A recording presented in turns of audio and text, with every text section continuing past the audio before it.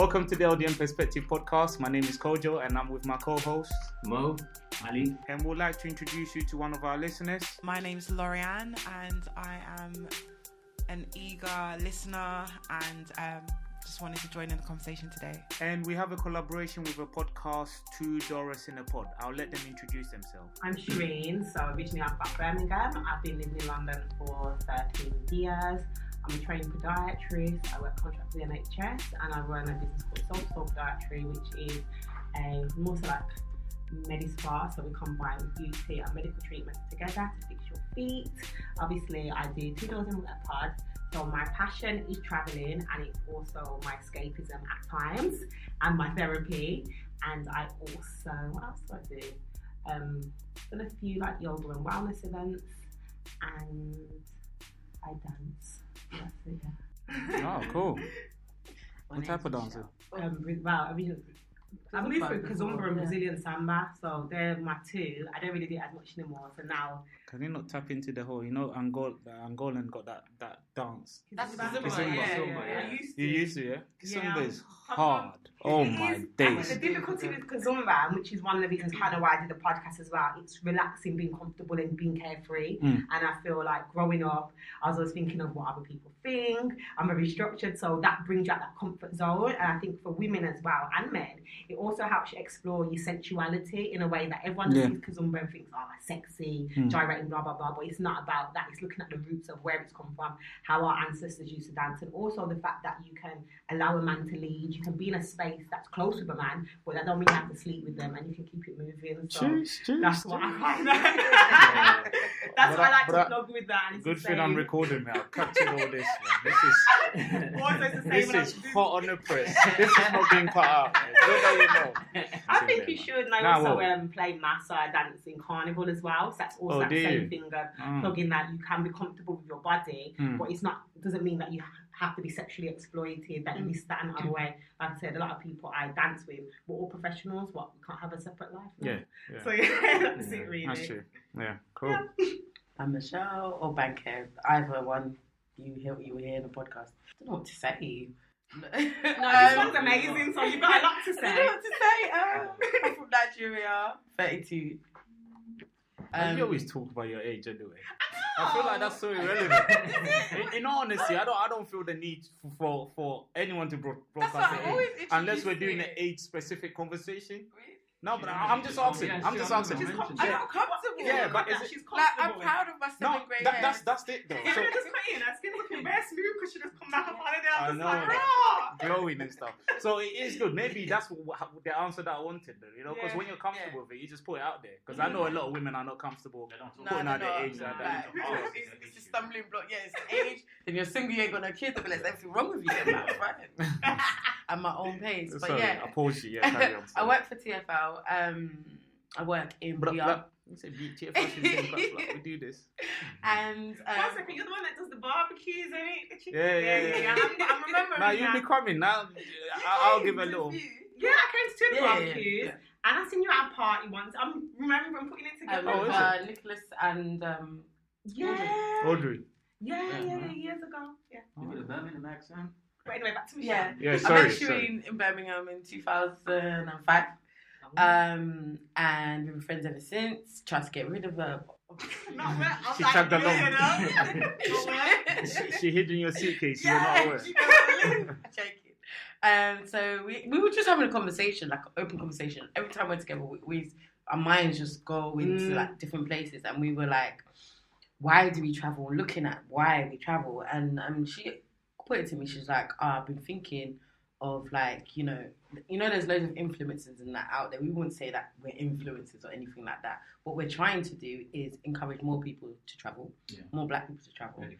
The reasons why they travel, and explore that, and sometimes explore the reasons why they don't travel and what's their stumbling blocks, and also issues that they face along the way, and their experiences. So we thought, obviously, as two black women, we can identify with that and then lead with that. So it's just been like growing, I guess, ever since, and ideas. But the main thing is that we wanted to hear from black men and see how that influences their life choices, if they will have a partner or not, kind of why they travel, where they travel to, and why they don't, kind of thing. So we've just been exploring that along the way.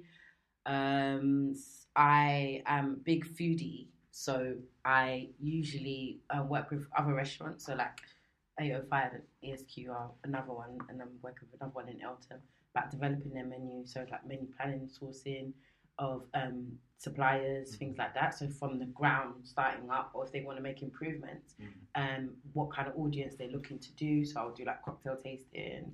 So I do quite a bit of stuff. I try to be. Yeah, that's an understatement of the year. I was out and about kind of thing, but I'm just kind of like a creative person. And I guess just on something that you touched on, Cherene, I think really the idea of this podcast, everyone that we've kind of introduced on here, is to grow a bigger network of people. And because we're all kind of in different fields, we all kind of like we have expert knowledge in a lot of different things. And if you could imagine, and this is like the big vision, if you could imagine a young person that might come to one of us and say, oh, I want to go into this, I want to go into that, it's easier for me to reach out because we have some sort of like relationship that's been built up from this platform. So I feel like part of like helping the next generation, a lot of these things that we're doing will kind of give a few people a step up because we have a network of people that we could reach out to. So it's always been part of that growing that. DORAs is actually an acronym, and it's called Daring, Opinionated, Raw, Adventurous. Ooh, I didn't know that. Yeah, not a lot of people know. Okay. And we were just talking just before I think, because it's funny, because when I was talking to Mo and I said, oh, we're doing a collaboration with Two DORAs in the pod, he was like, oh, but what does DORA? And I was like, what do you mean research? I don't have time for this. So it actually makes sense. Yeah, that's where we got it from. Yes. Okay. Backpack. Yeah. Little brown girl. It's like, that was our inspiration. Brown and it's Spanish. Yeah, definitely makes sense now. But sorry, carry on. Yeah. And it was just about formulating, telling the world and sharing the world, sharing with the world our Black female travel experience. So the highs, the lows, the in-betweens, and speaking to, professional Black people or women or men of colour and about their travel experiences and kind of promoting their businesses and stuff. So what we're looking for is the male travel experience from their perspective as well. Yeah. And also what we found is obviously travel, when you see it on social media, everything is just visual or it's people writing, but we wanted to speak about our experiences more than just write, so you could understand like the energy we were coming through with as well. Because anyone can write, that's not actually true, but anyone can write and say, oh, go here, go there. But we wanted to say, okay, if you go, this is what you see, this is what you'll feel, maybe try this. Also, for some Black people, they sometimes have, they think there's a lot of barriers of where they can go. So we're also to show you that you can break through them barriers and also give our experience. Some of them might be good, some of them might be bad, but we're just letting you know that, okay, we've been there. We're not just writing for the sake of it. We're not just writing to get paid. We're speaking, and it's coming from the heart, what we're telling you and the advice we're giving. So that's it. That sounds good. Nice. That's really good. Yeah, no, I like that. I think that's definitely something that's needed, a kind of proper comprehensive idea of exactly how a journey will take, what you experience, what you're doing, and what you're going through. So, yeah, that's really good. I like that. We go through a lot on our journeys, don't we? Can you imagine? We do some stuff. Listening, I could definitely engage with that. I think from our perspective, it's just really the whole Black experience. So I guess, especially because you guys travel a lot, we might ask more questions about certain experiences that you guys definitely have. I wanted to maybe start from where you guys have been, but you guys have a long list, so we're not going to finish. So let's I do want to get a country count though, in terms of I how many countries. The country count, Same. Why is that? Because there's this hashtag, isn't it? Road to 100 countries, and I feel like it puts pressure on people. And a lot of the people, the influencers that do travel, they are not married and they're like in their 20s. No offense, no. No. There's a black lady. We need to talk about that. There's a black lady. She's done. Most of them that do that are, and they live at home, so they can afford to go to here, there, and everywhere. You've got bills to pay. Some of us have partners and kids. We can't just jet set and say I'm leaving today. So our main focus is we work a 9 to 5 and we travel. Yeah. And this is how you can. How do you make time for that? Yeah, we'll talk about it. Well, it's that, and we found that obviously not putting pressure on age, but we're a lot maturer than some of them, not all of them. Yeah. And like she said, they have a freedom and flexibility. What about the person that's come from that old school African or Caribbean background where traveling is, we're not told to travel first, it's go to work, do your work first, get your house, do this. Yeah. We're trying to reverse that concept, because there's a lot of people out there, I speak to them all the time, that are like, oh, I'm going to wait till then to travel, or I'm too scared to this. So we're looking at a different, I wouldn't say market, but it's not a market, a different group of people that are going through different experiences, want to break out, not the fearless generation that have come after us, more like the scared generation of us sometimes, because we hold ourselves back. But back to what you said about counting where we've been, that's the thing, this whole numbers game, I've been here, I've been there. Have you actually taken time out to explore that place, or did you just go because there could be someone that's only ever travelled around Europe, but they've got a better insight, they've connected with people. There's people that travel that don't leave the resort, that only do the obvious things. That's why personally, I think that numbers thing, anyone can pay money to travel. You can travel cheap. Some people ditch to travel. Some people be getting filled out. If you're doing a transit, yeah, those don't count. They don't count. Layover don't count. Yeah, a lot of people do that. Doesn't count. It doesn't count. They have a stopover in Dubai, like I did. I've been to Dubai. Nah, bruh. Nah, bruh. You smell the air. Also, do you guys make friends? Loads. I talked to Tim on holiday. Yeah. I've got some numbers from South Africa I need to delete. That's why you get back. You have to just block. But I love making friends on holidays. Like I've made good friends abroad. Like literally just sometimes being on the bus or on the train. So it's crazy. Like one of our episodes, I made friends with this woman in a hostel, a Malaysian woman. She lived in East London. I spent a day with her. I didn't know her. I had the best day ever. She showed me things that I hadn't seen. Like it was crazy. Like I was just rolling with her. And to look at us, she, like I said, she's Malaysian. She had no traditional wear. You've got me wandering around looking all bougie. You wouldn't naturally put us together, but we connected due to our passion for travel, due to our passion for exploring. Good. So yeah, and that's exactly. I guess that's what I wanted to touch on. So before we even get into the intricacies of this conversation, why traveling? Why has that? Because obviously, I guess everyone here and everyone could allude to it. I love traveling. But I wouldn't say that I've been able to travel as frequently as I would like. But why did that become such a thing for you guys, or for anyone on this? You know, some people talk about white privilege and that, and then I see black people as privileged. Yeah. We've been through a lot of stuff, but we have a privilege. And when you have, I'm gonna sit like this. when you have a passport, that is your privilege to travel, and why not? Tap into that. Like, why not see different sides? That traveling for me has made me a better person. It's made me more humble. It's made me more understanding. It's made me more patient. It's opened my eyes up to different things. Like when I went to Uganda, when I went to the village, that was the best day of my life. What, the village? Yeah. And I will never ever forget that experience and forget how little that they had. Yeah. But they welcomed me with open arms. They cooked for me.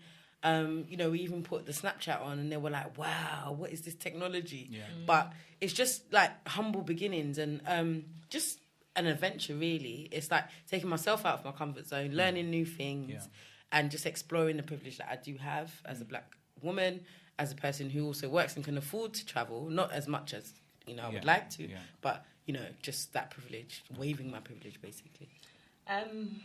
Mine, I think I travelled growing up. I'm nosy, I'm inquisitive, I like to be up in everything, I like to know what's going on, so I've always had that adventurous way about me. I think through life, sometimes you put travel to a side, things like that.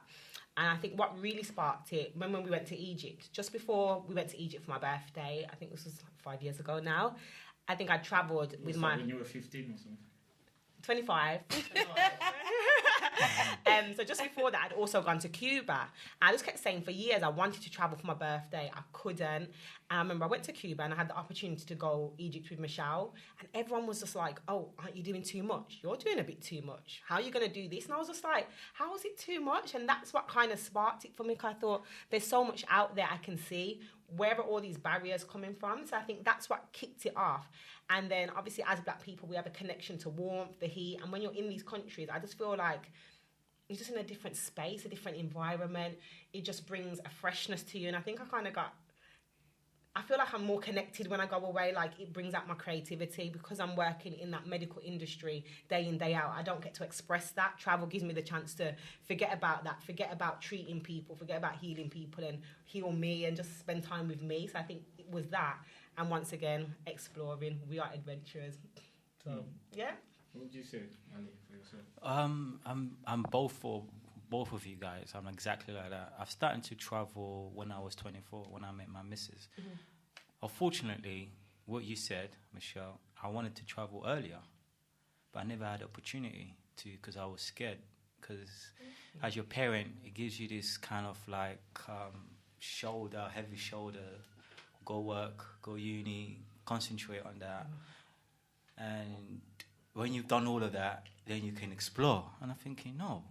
So when I met my missus, because she's always been traveling, it helped me to be able to engage with her. So we first traveled to Italy. And I said, oh, I like this. Okay.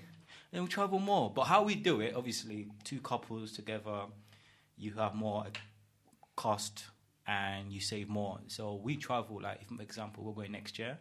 We will travel, we will do all our research this year and make sure that, like, if we're going to go 4 or 5 holidays, we do it. We do all the tickets, we book it this year, and then next year, then we'll do it. But you will think that we've got money, but it's not, because we do it, we kind of organise. Yeah, you've got money in Jesus' name. You got money. I know. Come on. Thank you, but you organise it, because we both travel in a year. Like her alone, she'll travel 4 or 5 times in a year, and I'll travel like 2 or 3 times. So I'll go with like the boys or something, travel by myself, and then I'll travel with her, and then we'll travel again together. But when I went to Sri Lanka, for example, I'm going next month. You guys going? Yeah. You're gonna love it. When I went to Sri Lanka, it's like the hospitality, the creativeness. As you tap into, you appreciate the different culture that is there in the world. And sometimes when they say racism, I don't believe that, because when people travel and mingle with, because we're all travelers.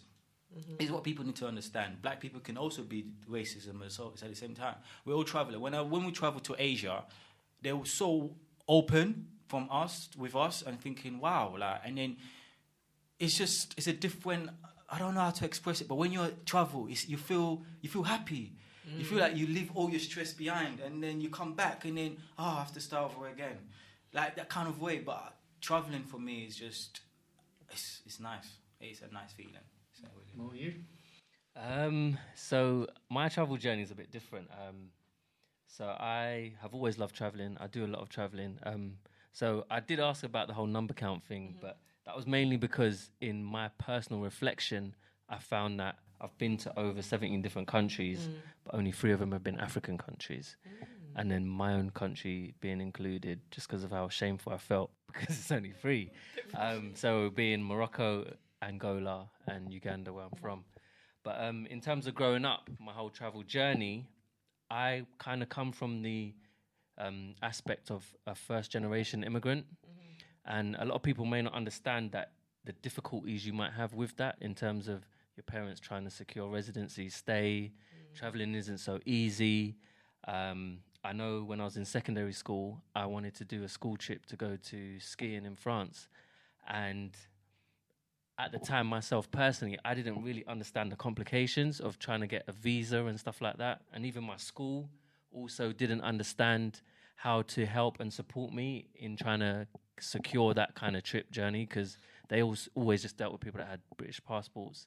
It's just easy, you just jump on, get on. So there's kind of aspects in terms of, because my dad's a pilot, so he speaks 7 different languages.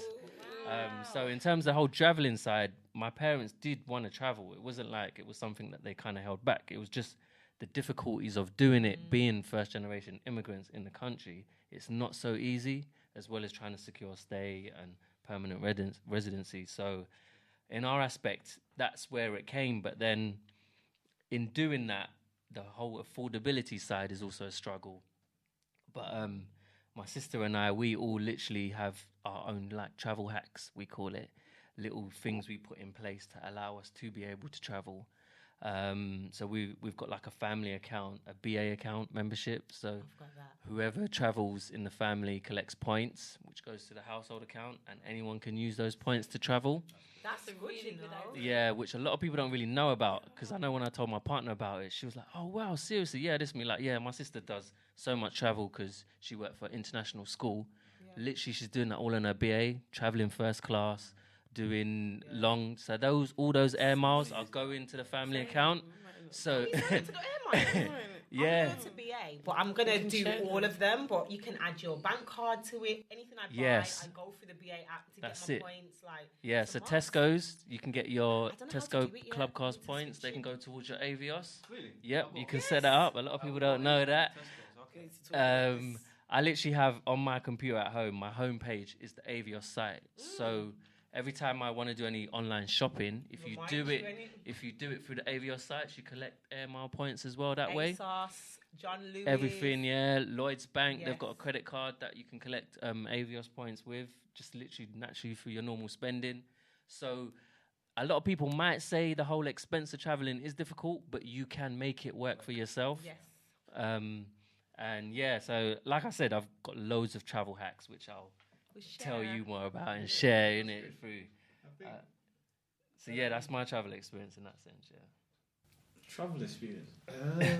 I'm trying to recollect in first memory of like traveling. I guess it was on a plane coming here from Ghana. Mm-hmm. I came here and I started like year 9. You're freshy. Yeah, if you want to use that term. I love it. Then, no, I love it. I thought we moved on from that. I thought we moved on from that. Guys, he's my bro. I'm just teasing. It's literally starting. In regards to traveling, I've tried to travel. I wouldn't say I've traveled as much as I want to. But for me, traveling, the main thing I look forward is the culture and the food. Like, seriously, if I get culture and I don't get food, I'm disappointed. I need both. Like, so I travel more for experiences, and I think a lot of the stuff that you guys have mentioned regarding the humility, just seeing people that you might be in a better situation than them, but they still appreciate life, and I think that kind of like wakes you up to understand like in the whole big world concept where you are within it. Because a lot of the times I feel like we're cocooned in this environment, especially people that grew up in some of the neighborhoods that we grew up in, where they've never even left the area, let alone gone to another city in the UK, let alone leave the UK in itself. So you get kind of like boxed in, and you kind of feel like all these things, you have no way of channeling any of these energy until you kind of like travel and you see things, and then you kind of appreciate life a bit. So yeah, I think that would be really what I would say regarding my traveling. Not much. You know what I want to tap into? You know when the 6 weeks holidays happens, I think there should be a government fund for a student, like secondary school, like, because when they're idle, that's when it's issue, right? Yeah, I wanted to talk to you guys about that. Listen, we're all here, all 5 of us. We can do this now, innit? After the podcast, we can talk about it. Because I've been always contemplating about this. When they're idle, they do a lot. I see, obviously, well-known, family that can afford their children. They always go away in a 6 weeks holiday. Like, for example, one of our hosts is Chris. When he was young, he usually used to travel a lot. So we don't see him during the 6 weeks holiday. Travels, and obviously from that he's been in a good path. But I'm thinking, why can't the government implement that? Even though it might not be a lot, but at least in a form, maybe like in a class, maybe like 10 people. So if everyone knows they're going traveling, everyone will be trying to be good, right? And so I want to be part of that. There have to be a way how someone can get into that. This might sound bad, but just out of interest, obviously everyone has different upbringing, finances, etc., etc. But why is it that the government should do it and not the family? Yeah, I was going to say that. Because realistically, and if we look at black people as well, not just always bring it on race, the government aren't for us. We need to do it within our own community and our own collective. We can't expect the government to teach our children about money. We can't expect them to teach them anything, because are they really here for us? No, they're not. So we have to do it for our community. So it's either we do it, the people that are all very influential in our community, I think, or it's just that your family does it. But I don't think we should put it on the white government to do anything for us. I understand. That's why we're here as this podcast, because this is what we're trying to do. We're trying to take these podcasts to a length. And that length is part of that kind of areas we're going to tap into. Yeah. No, so I think, and I guess I want to kind of just get into our whole travel experience stuff, innit? But that's the interesting part, right? Because we're trying to talk about incentivizing youth to see that there is, like, at the end of the year, there might be something out there for you. So that should then dictate a behavior type of thing. But then I guess in the same kind of thing, there are white students that have that traveling experience, or they might have that budget to do that. I just feel like when it comes to us, especially when we're talking about black people, we have to kind of look within than looking outside. Because a lot of the times, and this is why one thing, I literally had a conversation with my wife about this yesterday night, because I get really irritated when people always look to blame others. Not that you shouldn't blame others, not that there isn't a problem. What I get irritated about is that there is that problem. First of all, you might need to look at yourself to see what are you doing, as in how is your behavior then dictating that particular problem. So once you could address that, then you could tackle the problem, because we can only control what's inside our circle. We can't control what's outside our circle. So I guess it just goes back to what you said, right? And I feel like it's more on black people to learn some of these techniques and these hacks that you guys will be able to share with them to be able to have these experiences, rather than having to wait for someone to do something for us. We need to definitely move away from that. So I can comment directly on what you were saying about the whole community thing. So like I mentioned, I've got a youth charity in London which helps a lot of the young people in the UK. And honestly, they literally came with that same question of how can we travel, what can we do? So I always say, all right, what are your available options around you in that sense? What companies deal with travel? So at the time, there was Thomas Cook, whatever. And I said, literally, write to them a proposal. Say you are a youth charity, you want to visit this country, you have 15 young people, and you want to explore the sites and whatever. And that is exactly what they've done. They wrote to Thomas Cook, they wrote a bid, they got the money where Thomas Cook paid for their travel, all to go to Cuba. And they went over to Cuba, travelled over there. Honestly, they travelled over there. We covered some of the costs in terms of the chaperone to obviously look after the kids. We're not just going to send them anywhere. But the thing is, we instilled in them, one, how to obviously write a bid, how to write a letter, how to propose, also how to plan an itinerary for a trip. Because I think that's one aspect that people might do. Oh, you might go somewhere, but what are you actually going to do? So what? This is the itinerary, bro. So to actually have an itinerary, so those options are there, and there are examples out there of people that have done the exact same thing within their community. It's just sharing that information of the do's and the how's to get those things happen, how to put that in place. But it can happen, and it is happening. Okay. So I guess you guys have travelled a lot. So if I was to ask the question, what is like one country that stands out the most, or one experience like that kind of like stands out the most? And I guess this is generally for everyone anyway. For you guys, like, what would you say? I guess it's more difficult when you've travelled a lot. For me, it's not. I know straight away which one would be. Mine came to me straight as soon as you said it. So mine would actually be Ghana for me, because what year was this? Do you mind? Not last year, the year before. Okay. So this was because I'm Jamaican heritage, but I personally still see myself as African, and it was nice. Oh, of course. Why would you know, some people are just like, they're very disconnected, but that's not me. No, but you're the first one to actually properly. No, I'm loud and proud. Oh, no, loud and proud. You know what I mean? That's good. Yeah. And for me, I felt like I was so happy to go to a country where I felt comfortable, I felt accepted, I felt I could be myself. I also knew that I could be in a country where if I wanted to live there, I could flourish. Listen, I was planning to leave. I was like, when I was out there, I was like, that's it, I'm not coming back.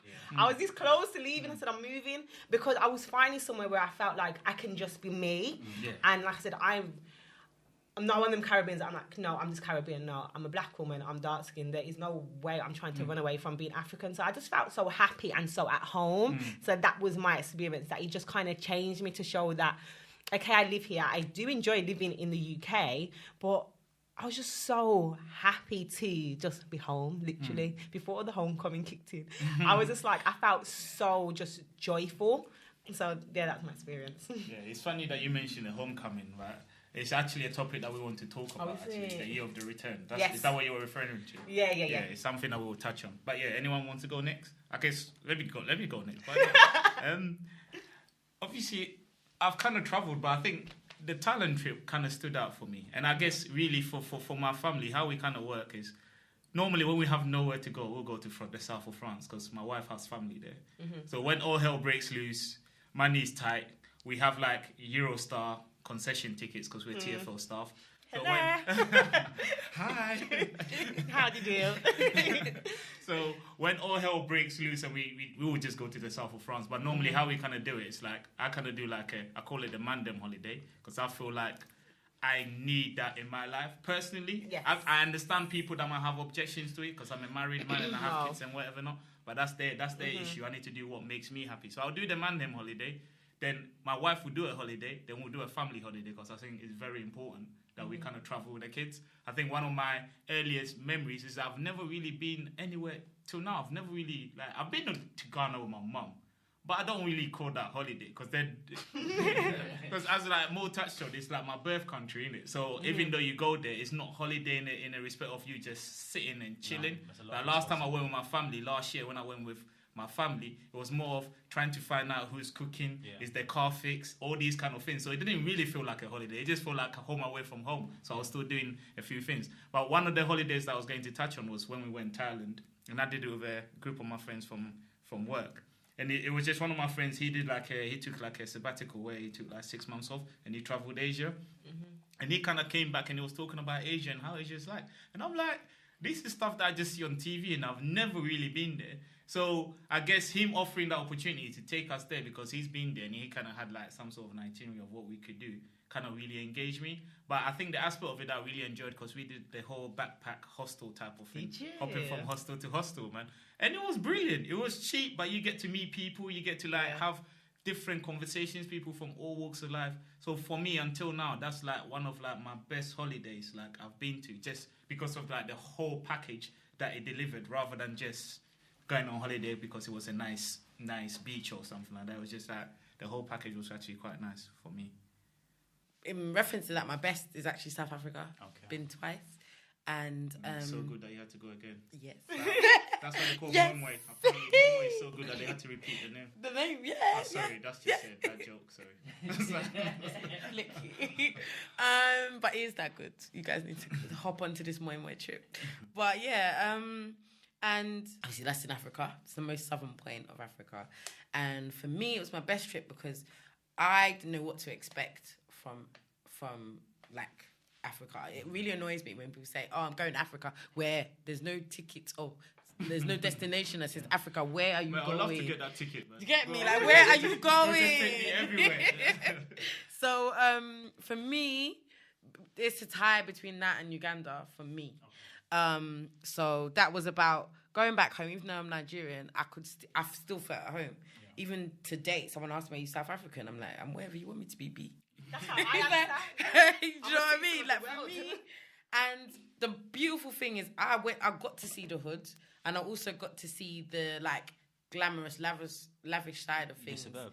You went yeah. And even the Uber driver didn't want to drop me off. He was like, "Are you okay? Sure? Like, I'm not taking my Uber car to the destination you want to go to." I said, "Yeah, but how am I supposed to get there?" He's like, "I don't know, but I'll drop you a few blocks down, and you can make your way." And I did it. Yeah, I was like, I'm going to die today, I did it. With a couple of my friends, and we got the best suya of my life. Well, they make it so hectic in the media that you can't cross the road, someone's going to get killed, or you know what I mean? Yeah. They make it, expose it so much. For me, if you can do a solo trip alone, as a black man or woman, you can do a trip to Africa. Yeah. And I'm not saying like you have to do it alone. Obviously, you know, two's better than one. Yeah. It's about going with friends, stepping outside your comfort zone, but being safe as well. Making sure when you get in an Uber, is the child lock on? Is the Uber registered? Don't just get a taxi from the side of the way. Do you have people out there that you know that you can meet up with and they can tell you the way, speak to locals, and locals will be honest with you and tell you, put your phone away, do this, do that. And, you know, so it's just about navigating your way. Just to comment on that, I know I've found some people find that the safe option that you mentioned does always turn out to be the more expensive way of travelling. 1 second, but isn't your life precious? No, I get you, but that is a kind of struggle that some people with low means kind of have in terms of, you know what, I do value my safety, but right now this is a cheap alternative, let me just try and risk it. Do you get what I mean? Yeah. So I know people do get in that kind of dilemma when they're traveling. Yeah, I think you've got to outweigh the cost, like, because we wanted to go to Soweto, which is a place in South Africa that is quite hood, and we thought, there's 3 of us, 2 Nigerians, 1 Ghanaian. How are we going to navigate our way in the streets of Soweto? So we found on Airbnb there was a tour. So there was a tour online which was £50-something. The Airbnb one was 15 for someone to take you around for 3 hours. I was like, it's priceless. That for someone to take me around and I'll be safe, and it was with a local, £15 is nothing as opposed to us going there and trying to do it on our own. Yeah. So it's like outweighing things like that. Yeah. So what's your guys' best memory then travel? I would say Sri Lanka.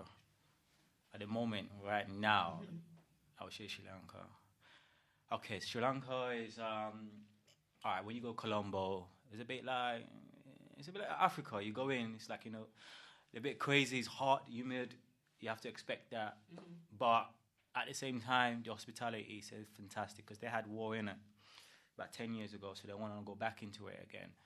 So at the moment right now, the country is a bit of like 50-50 because the government, overnight, they changed the government, but no one wanted to fight about it because they've had too much fight.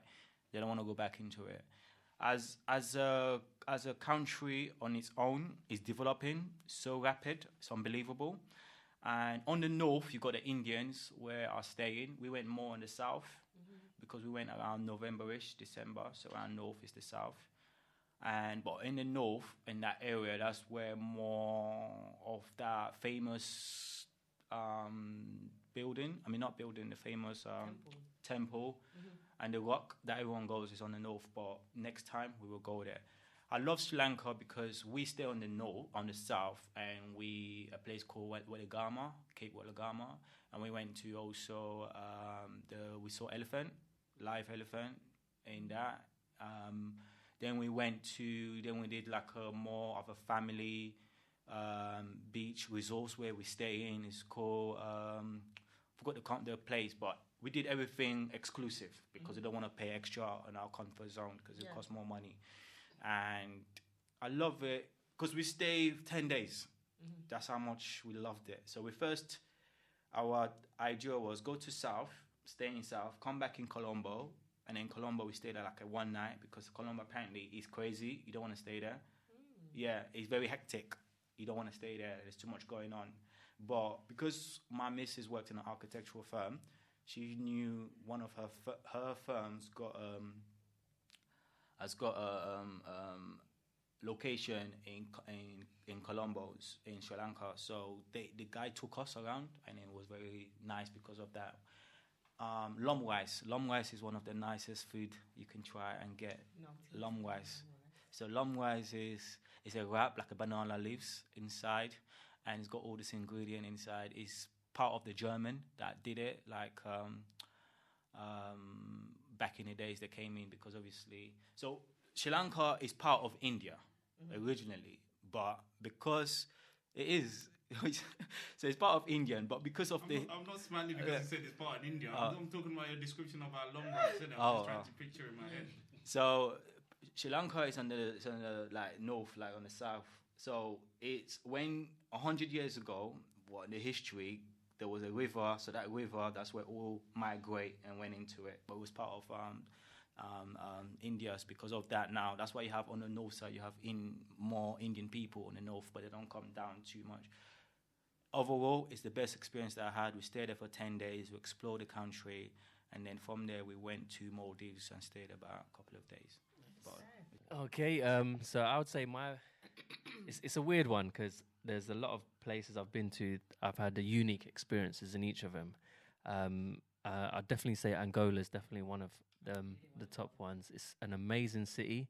It is very expensive, just to warn you. I had other special benefits. Obviously, my sister was working there and she had a lot of ways of discounting a lot of the costs out there. But Angola was amazing. But the one personal to me, I would say, a trip I had was to Portugal. I went to the south of Portugal to Alvor in the Algarve. And the reason why is because I literally planned that trip like from every single detail. And the main purpose of that trip was my partner. She's really hung up on these whole anniversary stuff. Oh, we've been going out together for 5 years, 6 years and that. And for me, I personally not that bothered, but I know what it means to her. So I planned a trip to go out there, and I literally emailed the hotels and stuff in advance. Obviously, we weren't married then at the time, but I said it's our anniversary. I left it for their assumption to assume what it meant. Did you get what I mean? But I've always been on the aspect where I'm not afraid to ask for complimentary things. And I think a lot of people are maybe reluctant or might be ashamed or pride. But honestly, if you don't ask, you don't get. Amen. And I literally did that with everything. I did that with all the restaurants we went to. So I planned literally every single thing of that trip, what restaurants we would eat, the activities we would do each day. And I literally came emailed on those premises.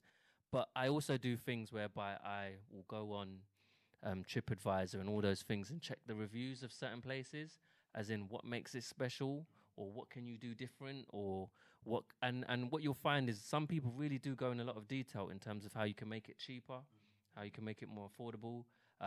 I really try and cut down my costs as much as possible if I can. Mm-hmm. So with that holiday, I literally got a free upgrade in terms of the room that we stayed in. They did all these special things for honeymoon couples and whatever, even though I just said anniversary, I wasn't trying to deceive anyone in any way.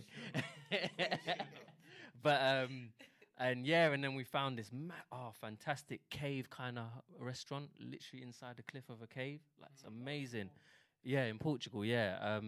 And because we did it outside of term time, peak season and stuff, we literally had the whole restaurant to ourselves, which was even nice. They kind of made it that extra bit special. All those little things. There wasn't no extra costs or anything like that, but it was literally just in the detail and the research that I did to kind of find all these different little places. And again, a BA account, so that covered my airline and hotel costs as well. Cheapness, this stuff. Trust me, I. Two DORA. No, like honestly, like I literally cut those costs. It was not expensive at all. And so those cut, can we just have you doing like a travel hack edition? Yeah. No, honestly, like invite me on. I'll tell you. But a lot of it I learned from my younger sister. It's my younger sister that is the true hack genius. Like she's literally been everywhere.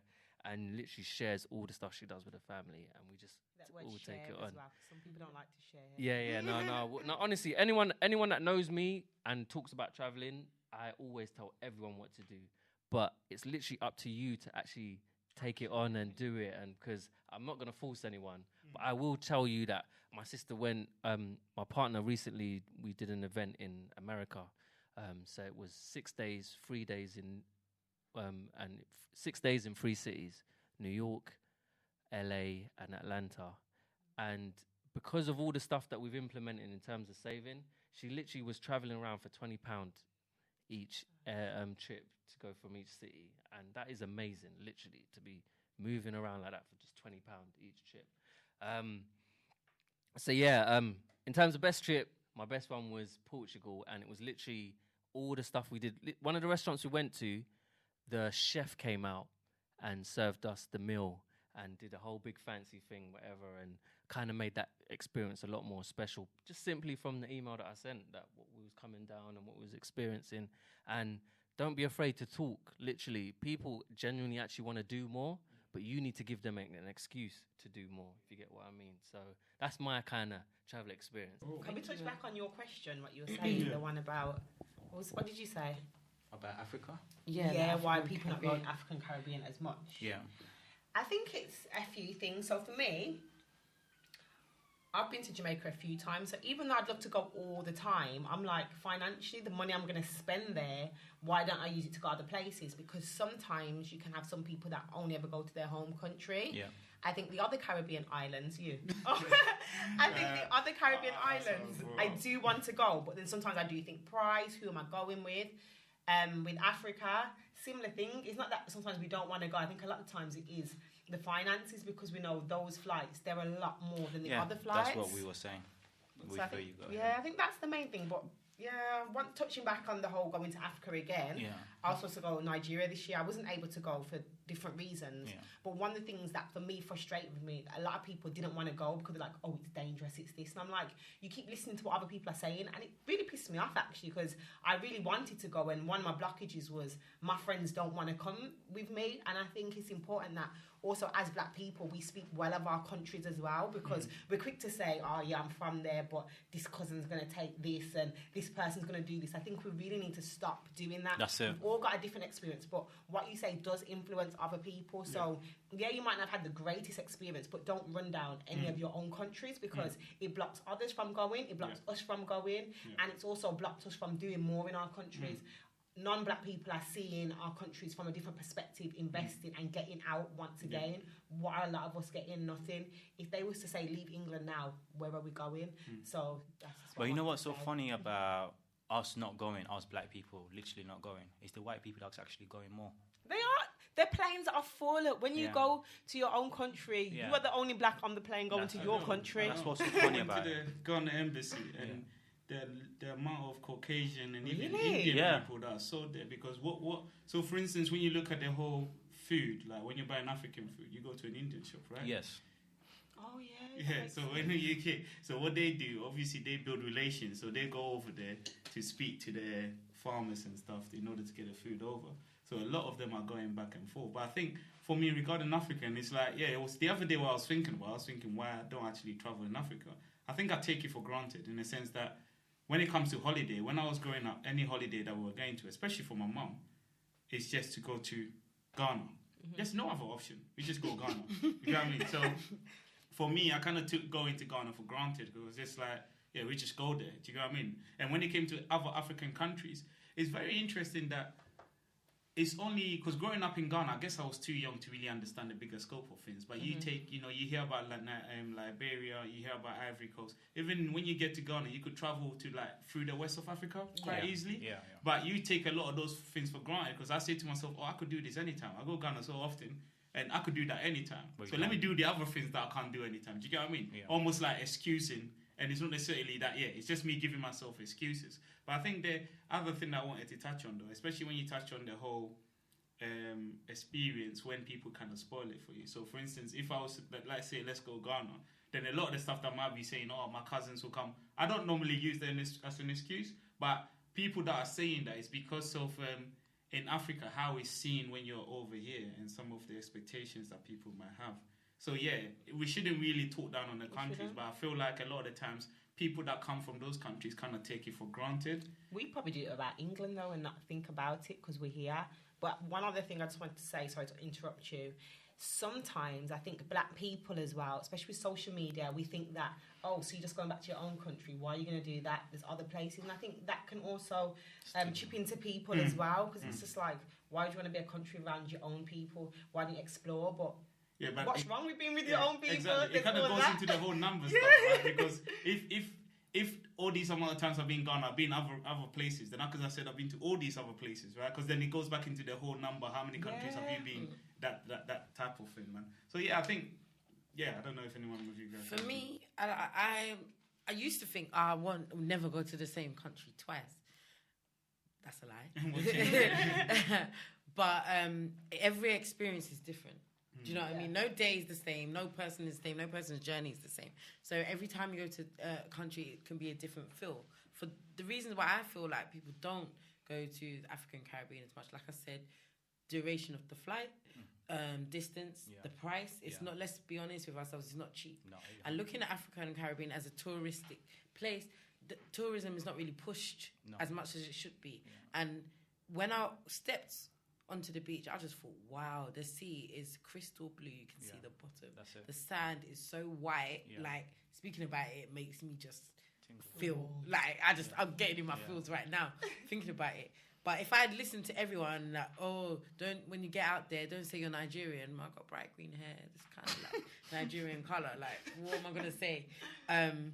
And because xenophobia and things like that. But when you talk to locals, I was like, okay, this is how it started. It actually started as a drug war. It was nothing to do with Nigerians coming to the land. And it wasn't just Nigerians.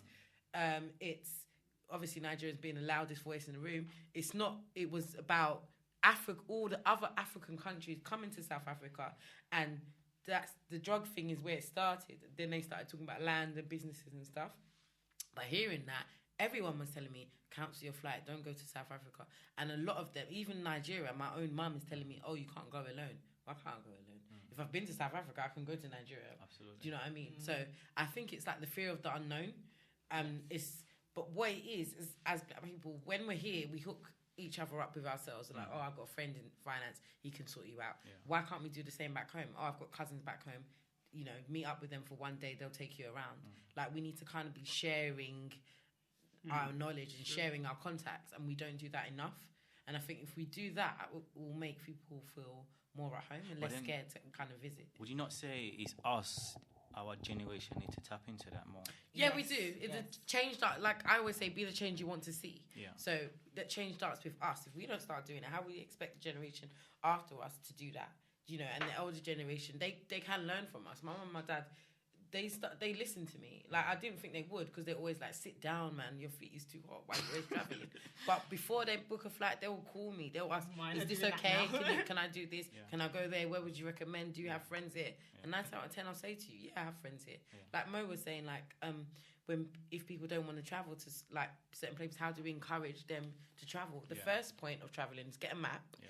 Put pins in everywhere where you know someone lives there. Yeah. That's free accommodation already, so you just have to pay for your flight. Do you want to be staying with that free accommodation thing? Is difficult, you know?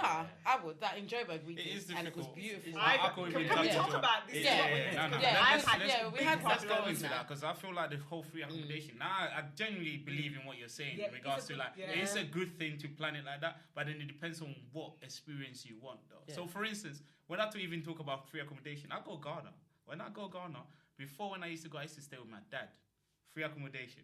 The problem with staying with my dad, though, is that when I want to go out, or when I do go out, like 8 o'clock in the evening, I need to be back in that house. Right? So he's telling me, where are you? Yeah? Where are you? It's dangerous out there, all these kind of things. And I'm like, okay, I understand I left when I was really young, but I'm a grown man now. Like, I paid my ticket to come here, right? But then obviously I didn't pay for my rent, so I need to stop all that.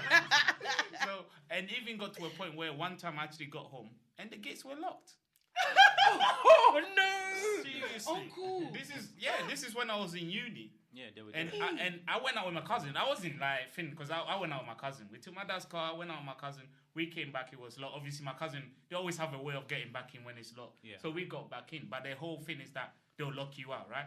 And then after that, I said to myself, anytime I go to Ghana, I could spend some time with my family, but I can't stay with them because of these kind of things. So that for me, that's the blockage that I found with the whole free accommodation thing, even in my own country. See, this is the thing. I'm all for freeness because I love freeness, but I've had issues with that, and it's like you're in someone else's house. So personally, I think if you take someone in your home, let them be a guest. Don't expect them to wash up. They can and they will, but I think it's the expectation. So when I stayed in Ghana, the lady I was staying with, she was actually lovely. She didn't want money or anything, but it was a friend's family, and I was very on edge because I'm who I am. Some things you can't change. I could get a bit of stew on something. My friend was giving me looks and I felt so on edge that I didn't stay. I actually went and got a separate place because it was so horrible to know I'm there and it's like, you can't do this, you can't do that. And it wasn't the person that was owning the home, it was the other person, and it was the worst thing ever. It was like the littlest thing you couldn't do. I felt like I was 10. You know when you're 10 and you go to that mean auntie's house that you don't want to move? It was like that, so that's why I'm a bit cautious. For me personally, I've written down, I think, a bit of information. I want to tap into Eastern. We've tapped into Africa, Eastern and Western. Obviously, you guys are traveller. How about Eastern and Western? What is the experience? Like Eastern, Asian area. Okay. Oh, okay. And then Western, obviously Europe and all of that. So how are you guys, what's your experience on those? You know what? Being very honest, even though it can be difficult for black travellers at times, I feel like sometimes when you say that, then it is difficult because your words have power. If you just go in with a clear mind that you're just going for it and don't hold on to that attachment, then I think you're actually fine, because everywhere I've been, I wouldn't say I've felt that much of a way, to be honest. So, or if I felt slightly away, I've overcome it. So there might have things that have happened, but I don't know. It hasn't been as bad for me personally. But I just really think I'm blessed. When I go somewhere, I don't really have too many traumatic experiences. I think I've just been very lucky with that. Other people are different. But if I'm going somewhere, I don't know if I do that thing. I might ask a black person that's been before, but I don't do it anymore. I'm just like, I'm going and that's it. So far, it hasn't been bad. I think I had a guy a bit mean to me on the train once, but he was drunk, so I don't think it's because I was black. He was drunk, so I personally, now I'm seeing it as that I haven't had too much issues, and I just go where I want to go, and that's it. I tap into that. That's good. That's good. Keep it up. I have had issues, but I don't know if it's kind of my skin or I'm just I attract trouble. Not gonna lie. That's like in South Africa, like the bouncer strangled me and took my phone. Sugar. What do you mean? What this trip? That just come from. They strangled you. Which one? Like the headlock strangle or just like around my throat. I took my phone and wanted to delete some pictures. What? All because I took a picture of the sign that says Cubana, and he's like, "We got high profile people here, people with money." I said, "I've got money. How much are you a bouncer? You're just a bouncer. Get out of my face." But you don't ramp though. I'm 5 foot nothing. He was like 6 foot something. He said, "Let's take this outside." I said, "Let's go." What? Yes. You're another person. I was like, "Let's go." You're another person. Yeah, I said, "Let's go." You touched me, I called the police. He was like, "Oh, these UK girls, you called the police." I said, "Yeah, I called the police." So how did it end up even after that strangling you? How it ended up? His friend apologized. The police was still struggling. Sorry, not to laugh about that. No, I feel like that's it isn't funny, but it is out of order at the time. It's just like the way you're describing it. Then because I knew I wasn't in the wrong. A South African local, two South African locals came up to me, asking me if I was all right. Yeah. Then when the other bouncer was asking me like, "What's going on? Don't call the police, sister." She came up and she was like, "No, he actually full on strangled her because she took a picture of the sign." Yeah. What you had to do, in Africa they don't play. There's no rules. No. He was like, there were high profile people. I said, "Yeah, you could have spoke to me and said that. You didn't need to confiscate my phone and start strangling me. No. That's not the way. Yeah. At the end, I'm a woman. You're a man. You don't do that." No. And the thing is, it's funny that you guys say that black, you haven't experienced that, but I personally think if you were white, that would not have happened. No, definitely. In South Africa, a white person is gold. It will not have happened. In South Africa, a black person is sometimes they just look at you like, we came, we wanted a table. Obviously, we got table money, but looking at us, you won't think we had table money. Yeah. So they were like, "Yes, ma'am," to the white person, even bowing to me. "What do you want?" I said, "Sorry, what did you say? What would you want to drink?" I said, "Please and thank you goes a long way," and here it is. And then when I took the money out, then he started to be nice to me. I was thinking, these rands ain't gonna make you dance. The currency is rand. Just put it back in my pocket. And I gave his friend a tip, but I didn't give him one. And he was looking at me like, I had that same experience in Dubai. Yeah, Dubai. I wasn't even going to Dubai. No, I didn't want to go. In Jamaica, someone else has mentioned about Caribbean. They had a similar experience. We had a similar experience. We did a stag actually. So for one of my friends, I don't know what we were thinking, but it went around the lines of, "Oh, what have you been? You've been there before. Go somewhere else." So we thought we'd go to Berlin, and there was about 6 to 8 of us. So anyway, this kind of thing. So we went out. So a group of us went before the other group joined us. So there was about 4 of us, and we were hungry. So we went to like the city somewhere. We went to sit outside KFC, bought our food sitting outside. And we were just eating. So we were just eating, kind of like just having a conversation. And we could hear someone is like screaming, saying something towards our direction. But no one really engaged in a conversation with them or turned around because we're just having a conversation. So about 10 minutes later, we turn and we see this old lady just looking at our direction and saying some stuff in German. Now, obviously, this is when all these kind of things comes in. Now, I don't know, she was saying it to us because we're black, or because I don't know what concept she was trying to have that conversation with us. But she kept on going on, and you could see from her face, from her reaction, it didn't look like something pleasant. It didn't look like a hello. It looked like she's pissed off about something. Or even the locals that were sitting next to us said something to her in German, and then she started walking to the bus stop, still looking at us, saying certain stuff to us, and we were like, "What is this?" And that was not even like the same experience.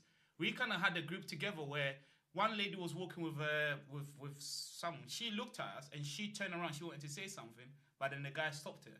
They're brave, you know. They're very brave. In German, they're very brave. They're and very we even had a racist. thing when we went to a club where it's like, because obviously we went to one of the top clubs. We had our own area, and you had looks because we were like the only black people in there.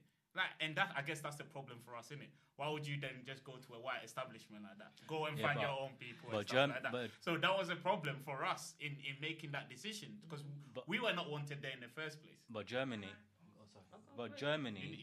Germany, they literally will show you. If they're racist, they will literally show you. It's not like England underneath the carpet. Germany will, because I've got a friend, she was born in Germany. She said they are literally racist, and they will show you. They don't play about or anything like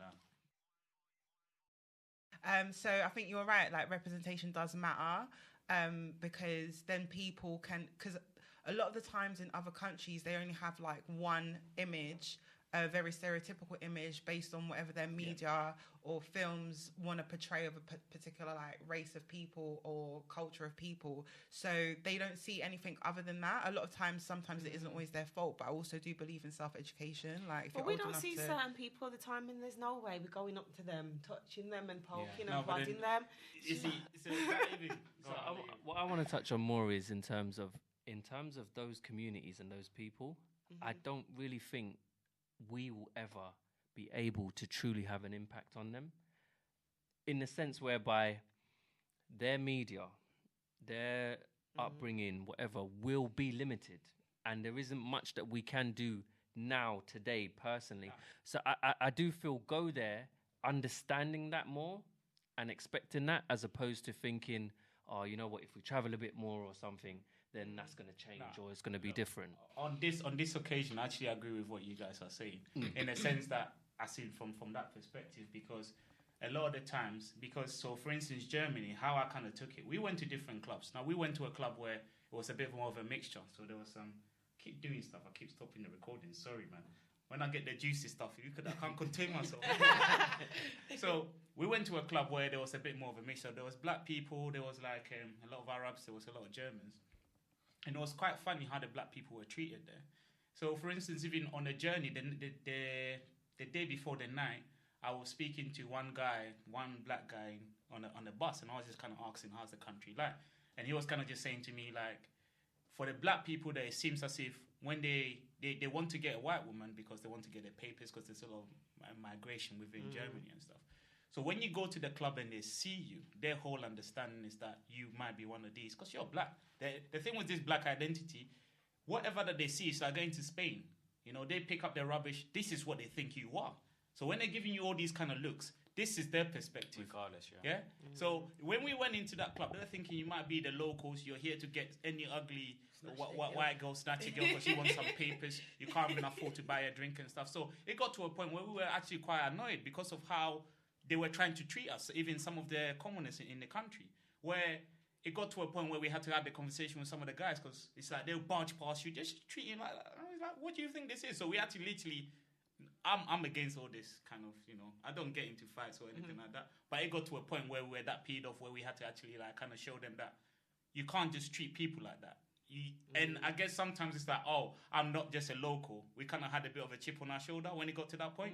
And you never feel like you need to kind of really say that because we're all black people. But then that was kind of the point. So just feeding back into what you guys are saying, that person will know that when you do see people, because you live in that country and this is like this is the undercurrent of the country with the migration and stuff, it doesn't mean that every black person that you're going to see is coming from that perspective, that angle. Also in the club, because they're not used to black people actually getting a table, getting like a really expensive table and stuff, people are looking at you and they kind of think, are they stars? What are they? Because this is their expectations, you know what I mean? So I also feel like it's very important that we kind of like re-educate people from these kind of backgrounds. Now I understand the TV and stuff and all that kind of have, but when you have that personal experience by talking to someone, it will change that idea. It will change that all. So I think it's very, very important. I agree, because yes, like I agree with what your point. Like obviously in terms of like a bigger picture, maybe we might not have impact in terms of like traveling and things like that.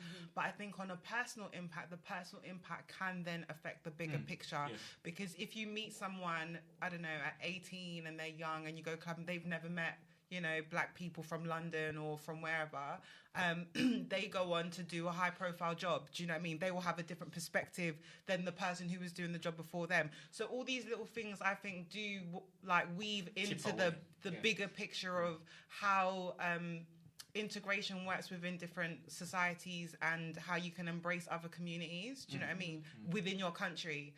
So yeah, I agree with that. You want to come in quickly? Yeah. I need to close up because my understanding of all of this, right? I understand what you're coming from. We should go there more often, but these people don't travel as well. That's another. It's like a naive kind of attitude. They don't travel, and also what I wanted to tap into, which is very important with you both, that is the two DORAs, the disadvantage and an advantage of traveling, because it's very important for people to understand this. And I understand you've kind of tapped into it as much, but if you probably want to wrap up, obviously when you're doing your concluding disadvantage and advantage, will probably help out, because traveling or going anywhere or doing anything is all about educating another person, because we are not educated enough, regardless of how much degree or anything you have. Like if I go to South Africa, I don't have a clue. Even though I have all this in theory or all these ideas, this plan, I will still won't have a clue. But someone like you that's been there will give me at least a bit of input and say, look at watch out for this, watch out for this. Like what I've said to you when going to Sri Lanka, watch out for this part. You will be understanding, accepting, and try it to get it. Is that fair?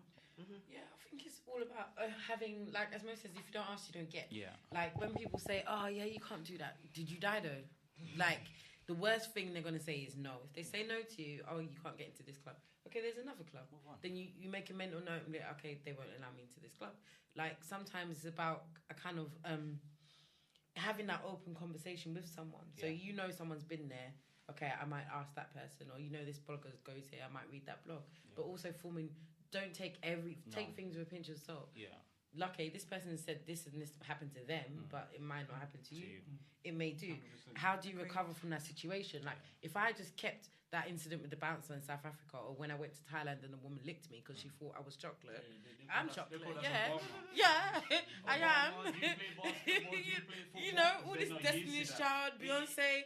But then, Beyonce, really? Just like in Thailand, they're getting used to the black experience of black travelers, because before they were not. But the more and more black people are going there, they get used to it. You change the locals how they actually view it. So they can see the pictures, but they know they have like a real representation when they meet a black person, which will then change the ideology of what they might perceive a black person to be. Yeah, for me, I would say the more you show up, the more they shut up. For me. And that's even when Slovakia, we went on a skiing trip. They called the police. Slovakia, and they called police with the dogs, our station dogs, for us, all because we didn't get a ticket. And they advised us that you could get a ticket on your phone, but obviously we didn't have data when we got there. So we had money to pay. They just called these police dogs. Me and my cousin were shitting ourselves, basically. I was like, I'm afraid of dogs. I'm more afraid of the dogs than the police. This dog can't eat me. Yeah. And it was about, we didn't let that shadow our shape and of Slovakia. So we went out into the mountains, did the skiing, and these people are even less advanced than the people in the city centre. They had never seen a black person before because they live in the mountains. Yeah. And they kept looking at us like, what is this? So we had a conversation. I said to them, you're looking at me. You had a conversation, and they ended up buying us drinks. No, not even a conversation, for them to look at you like that. Because I guess, and this is just me really going back.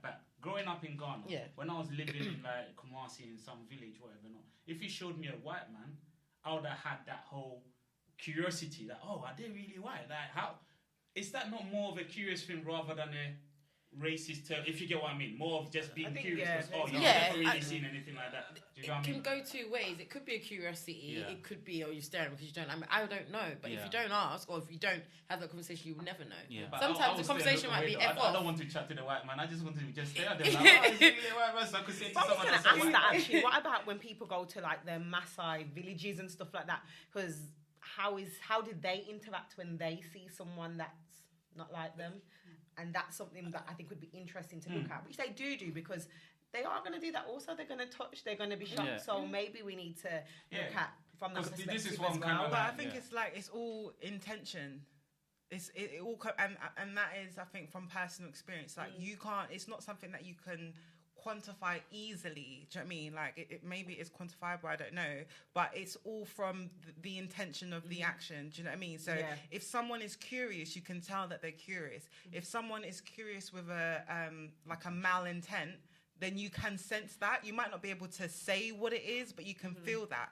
And I think that's for me, so I don't know. You say that if someone touches your hair, would you say that they're being curious or they say it depends? It depends on how they touch your hair. It depends on how they, But it doesn't even have to be like an aggressive thing. Do you know what I mean? For me personally, I think it literally is. You can sense the person's intent. Do you know what I mean? Like someone might be like, "Oh my god, I really like your hair." Sorry, I actually did it to you. But like, do you know what I mean? But that there was no malintent there. But then if you felt like I was judging you or like shocked, like, "Oh my god, like why is your hair like that?" But I'm saying, "How is your hair?" Like you can sense that. So it's not necessarily something that you can quantify, and that's what makes the conversation difficult, especially when you're talking about racism or acts of racism, because a lot of them aren't as simple as they poked me or they licked me or they tugged my hair or they gave me a dirty look. That's where the nuance of the conversation is so difficult, especially when you're traveling, because a lot of times it's in a different language. It's in a, do you know what I mean? So you don't know. Just like what we experienced. We don't know whether it was racism or... You don't know. It's just... But the intent, which is, I think, a universal language, you can get that. So you will know that the bouncer's doing it because you're black. You will know that the girl's touching your hair because she ain't never seen no black people. She just is thinking that black people are wild and savage and how comes your hair looks so nice? Do you know what I mean? You can sense that, I think, personally. Look, I could spend hours talking with you guys. I feel like, and I've got myself a problem here because I've been recording for over like hour 40 minutes or something, even more than that. So I feel like maybe one thing I was going to say in regards to what you guys wanted to get from this, I feel like maybe we need to record another session in regards to the whole male perspective. I think that'll be actually quite good because we've never really drilled down on that side of it. So I guess really where we've got to now is really more of like a wrapping up in regards to the whole black travel experience and what you like to kind of because we have listeners that might want to do a lot of the things that you guys have done. So it would be good to just share some knowledge. I think some of the stuff that Ali touched on about advantages and disadvantages, if we could kind of like wrap that up. So you wanted to say something? I just wanted to add that there are loads of like black companies now that are doing travel groups. I was going to say that. Yeah, because like my friend, I don't know if I can mention it. Go for it. No, you might as well wrap it up. You might as well start from yourself. You're gone. Yeah, so my friend recently was traveling with a group called Travel Republic. I've heard of them, Yeah, and so basically they do trips, like I think 4 or 5 trips a year. Different people can sign up. You can sign up with your friends, or you can just go and meet other black people from all around the world. And they go to places where, not saying that black people don't normally go, but just they will choose. I guess it's fair, as in where we are now. We're exploring, innit? Yeah, so they will explore different places, and obviously because you're with a group, you have that group shared experience. And I think it's really positive because I think sometimes people are scared. So there are definitely groups out there that are organising. Whether it's going to Kenya, going to Bali, going to Malaysia, like there are groups out there that are doing things like that as well. Great stuff. I'd say first and foremost, follow Two DORA in the pod on Instagram. Shameless plug right there. So follow us. But like she said, there's a lot of groups. So there are black travel meetup events. So for those, the travel groups are quite good. However, they are quite expensive. I'm going to put it out there. They are. And not everyone can manage that. So just connecting with other people that enjoy travel, are travelers through Instagram, Twitter. Like I said, if you don't ask, you don't get. Just ask the question, because if someone wants to message me, I'll probably just give you the whole itinerary, because it's like, I don't mind. So just don't be afraid to ask. See what's going on. So there's like the Black British Meetup groups. Like I said, Twitter, the conversations go off. So there's little hashtags, follow them, follow the people talking. There are the black travel groups. Us would be the main things to do. And I'd actually say my biggest tip is just go on Skyscanner, go put UK to everywhere and just see what comes up for cheap and go for it. I forgot the question. Is disadvantages and advantages, or I'm going disadvantages. Any last words? Yeah, I think I'll plug in my friend actually. So my friend does trips to like Vietnam, Bali. What's your friend called? Thailand, Adili, and that's the person. He's the guy that took us up. So he kind of does like more of a group, friends and family type of thing, and it's a bit cheaper, and he puts a whole itinerary together. So anyone that wants to travel to that part of the world, get in touch with the LDN Perspective. Someone plugged, so I need to plug us all. Get in touch with us, and we'll hook you up if you want to get to that part of the world as well. I think that's what I think I said everything I need to say. I would say disadvantage.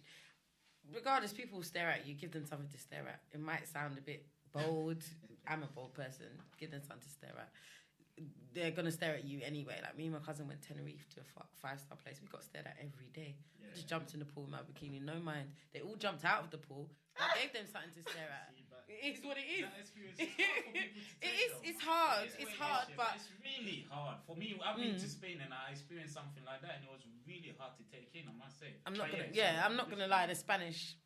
generally are quite racist. Yeah. And that's people from Angola that have lived in Spain that will tell me they've lived in Spain, grew up there their whole life, they're generally quite racist. They're going to be racist anyway. Don't let that cloud cloud your experience. You're here, you've paid your money. Yeah. So have your fun. You might experience some humps along the way, but that you didn't die. No. This is what's going to shape you or your next experience. Yeah. You might put it on your mark and say, okay, I'll never go there again, but at least you did it. At least you tried.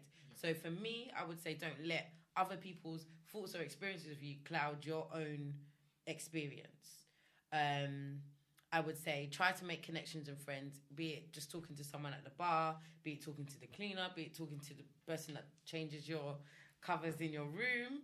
And that's information, that's sharing information. They can even hook you up with someone that they know, like a friend along the way. So like she said, the travel ones are quite expensive. I would love to plug them, but I just have to keep it real. Yeah, I wouldn't. I would travel, eat and slay, definitely. They do day trips. So if you can't afford like a long haul trip, you could do a day trip like we did to Prague. Mm-hmm. So, there are things out there. Looking at Twitter, sliding in someone's DM is cheap. Yeah. You need your data or your Wi-Fi to do it. The worst they can say is they don't have time or they do have time. Or that's it. You, but Yeah. Sorry. The Two DORAs, do you always give feedbacks? Of where we went? Yeah, per episode. Yeah. Each episode. No, like on the website, for example. So we just use our Instagram at the moment. So usually it's in the highlights. If we've been somewhere, we'll put up in the highlights so you can see where we've been. Okay. Yeah. So I'll wrap up by just saying, in terms of travel experience, I would like to also highlight in terms of it doesn't have to be abroad, internationally. Yeah. I also do encourage going to different cities, and you can do that literally doing... There's lots of Groupon discounts and stuff like that let you go stay in Leeds or Manchester or something for a weekend at a quite cheap price. And I think once you start doing those little ones, it might then also encourage you to then go abroad and move abroad. And then the other thing also is traveling to Africa and let's say the Caribbean might be a more expensive trip. But in terms of when I was mentioning the whole collecting points and stuff, what I generally do is I pay normal full price for my Europe trips, which is cheaper, and then use the points to that to fund your most expensive trips. So that's another way to kind of counter the whole traveling side and making the longer trips more affordable in that sense. Yeah? All right. Thank you. As for me, I'm wrapping it up. For me, the whole experience of traveling is good. I will encourage everyone or anyone to do travel, because we're all travelers. This is what we need to understand. We're all travelers. If the Western world are saying they own Europe, it's a lie. If the African people are saying they own Africa, is a lie. At one point, we've all circulate and move around, and we're going to happen. It's going to happen. 100 years, 200 years, going to happen. So we need to understand that. And then, from my experience, I will never stop traveling. What I do to travel more, to help out, I don't because I know that if I'm traveling, for example, January, and obviously we're almost in December, why am I going to buy a ticket going to Africa in January when I know it's going to cost £800 or even 1,200? So what I do, I plan myself in advance. Like I give myself 6 or 7 months in advance. Okay, I know I'm going to go to Africa. I know it's going to cost £800, but if I pay it in advance, I know it will cost £400. That's another example. And second, shameless plug, Mintex Travel. Contact them. They're a black-owned travel agents. We get a lot of our flights with them. You can pay down. Excellent service. We've got episode on it, but Mintex Travel, I'm just saying. That's Barbara's. That's Barbara's one, yeah. She's arranging for my mum to go to Dubai, because my mum's never been anywhere. She arranged our holidays. So in, where is it, Feb, she's going to travel to Dubai, yeah, Barbara's kind of doing that for us, yeah. Cool. Sorry, did you... Yeah, how's I'm wrapping up on that, is like, traveling is very important. For me, start your children from when they're young. And I know it might be saying, oh, what's the expenses, what's the cost? No, as what most tap on. Do first within your region where you at, build it up. Slowly your child will start seeing that, okay, there's advantage to it, there's a good place. Then they'll start picking it up and then explore. The better to explore is the better that you be educated in life in general. That's what I think. So yeah, guys, I think once again, thank you for joining us. Two DORAs in the pod. I keep thinking about peace, man. I keep thinking. You get it right. Two DORAs in the pod. It's really, really good podcast. Like I listen from time to time. It's really great, good conversation. Really appreciate what you guys are doing out there. I think really for anyone that wants any tips, you know how to reach out to these guys. We've also mentioned some of the other groups or other companies or other people out there that you could reach out if you want to travel. Any questions before you go anywhere, you know where you need to go. Yeah, Two DORAs in the podcast. We'll respond. Got you hooked up. Yeah, and any experiences that you have, hit us up. LDN Perspective. We want to talk about it because that's what we're here for. So once again, thank you guys for listening, and yeah, thank you guys for joining. Thank you for having us. Yeah, bye.